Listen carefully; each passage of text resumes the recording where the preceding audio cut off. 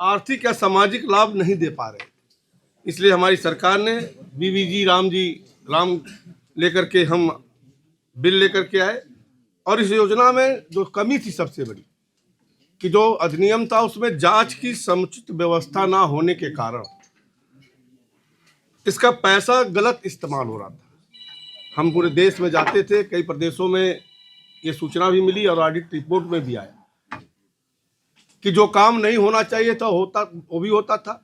बड़ा काम जो होता था उसको पार्ट में करके उसको लोगों को व्यक्तिगत लाभ देने का काम किया जाता था। और आप देखे होंगे कि इसी के नाते हमारी सरकार ने कई प्रदेशों का बजट भी रोकने का काम किया, क्योंकि ऑडिट रिपोर्ट में वहाँ पे दिक्कतें आ रही थी और उसको उस प्रदेश का पैसा देने से मना भी किया है, क्योंकि ऑडिट रिपोर्ट उसकी गलत थी।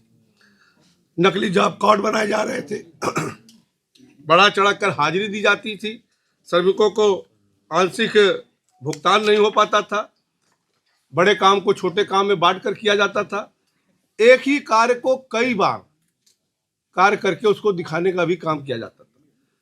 कृषि के पीक टाइम पे भी अगर आप देखें तो हमको एक बहुत बड़ा समस्या था कि हम लोगों को आता था कि साहब उस समय मजदूर नहीं मिलते। और इसके बारे में हमारे केंद्रीय मंत्री जो उस समय के थे शरद पवार जी ने कई बार चिट्ठी जयराम रमेश जी को लिखा कि इसमें इसकी व्यवस्था होनी चाहिए।